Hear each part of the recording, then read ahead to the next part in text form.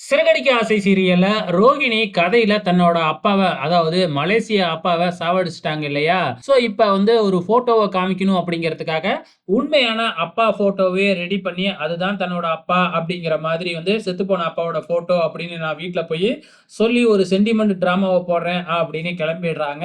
இங்க நம்ம ப்ரோமோவ பார்த்த மாதிரி அந்த வயசான தாத்தா, பாட்டி ரோட்ல கடை போட்டிருக்காங்க இல்லையா?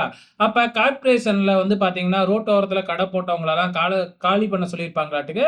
ஸோ, அப்ப வந்து டிராஃபிக் போலீஸ் தான் வந்து எல்லாத்தையும் காலி பண்ணிட்டு வராங்க. அப்ப அந்த தாத்தா, பாட்டியோட கடையையும் காலி பண்றாங்க.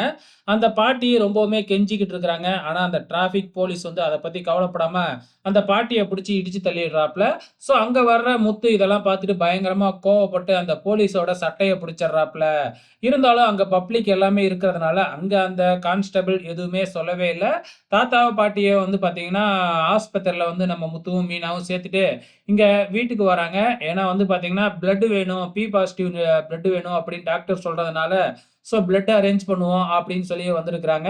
இங்க அதுக்குள்ள ரோகிணி அந்த ஃபோட்டோவ எடுத்துட்டு வந்து, இதுதான் என்னோட மலேசிய அப்பா அப்படின்னு சொல்லி, அழுது பயங்கரமா ட்ராமாவ கிரியேட் பண்ணிக்கிட்டு இருக்கிறாங்க. இங்க மனோஜ் மாலையெல்லாம் வாங்கி போட்டு ரொம்பவுமே சென்டிமெண்ட்ட புழிஞ்சுகிட்டு இருக்கிறாப்ல. அந்த நேரத்துல நம்ம முத்து வராப்ல. அந்த ஃபோட்டோவ பார்த்துட்டு, "என்னது இவரு மலேசியாக்காரர் மாரியே இல்லையே! இங்க இருக்கிற லோக்கல் ஆள் மாரி இருக்கிறாரே!" அப்படின்னு சந்தேகத்த கேட்கறாங்க. அதுக்கப்புறம் அந்த இடத்துல வந்து ரோகிணி ஒரு சென்டிமெண்ட் ட்ராமாவ போட்டு எப்படியோ அமுக்கிடுச்சு.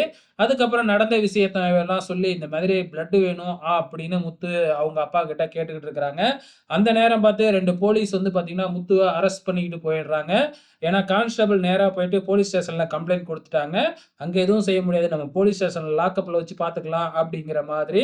ஸோ, இப்ப வந்து பார்த்தீங்கன்னா, இன்ஸ்பெக்டர் வர்ற வரைக்கும் அங்கேயே தான் இருக்கணும். அந்த நேரம் பார்த்து நம்ம மனோஜும், ரோகிணியும் வராங்க. அவங்களோட கேஸ பத்தி விசாரிக்கலாம் அப்படின்னு சொல்லிட்டு, அங்க வந்து முத்துவ 6 மாசம் ஜெயில்ல போடுங்க, அப்படி இப்படின்னு பயங்கரமா பந்தா பண்ணிக்கிட்டே இருந்துட்டு, ஒரு கான்ஸ்டபிள்ட்ட போய் தனியா வந்து கேஸ பத்தி கேட்கிறேன்னு காதுல என்ன சொன்னாப்ல அப்படிங்கிறது தான் தெரியல. ஆனா, மனோஜ் அந்த கான்ஸ்டபிள் காதுல சொன்ன உடனே பலார்ன்னு அறையிறாப்ல. அதுக்கப்புறம் இன்னொரு கான்ஸ்டபிள் "அப்படி என்னதான் சொன்னாருய்யா?" அப்படின்னு கேட்க, அவங்க காதுலயும் அந்த கான்ஸ்டபிள் சொல்லி, அவருக்கும் கோவம் வந்து மனோஜ எல்லாருமே சகட்டு மேனிக்கு அறைஞ்சுக்கிட்டே இருக்கிறாங்க மாத்தி மாத்தி. ஆனா, கடைசி வரைக்கும் மனோஜ் அப்படி என்ன சொன்னாப்ல அப்படின்னு தான் தெரியல. நமக்கும் காமிக்கவே இல்ல. ஸோ, இனி எபிசோட்ல இதுதாங்க நடந்திருக்கு. கடைசியா இன்ஸ்பெக்டர் வந்து விசாரிக்கிறாங்க முத்துவ.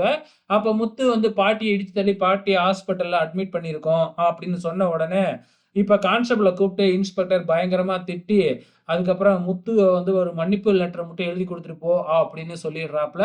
ஸோ, இன்னி எபிசோட்ல இதாங்க நடந்திருக்கு. வெயிட் பண்ணி பார்க்கலாம் நாளைக்கு என்ன நடக்க போகுதுன்னு.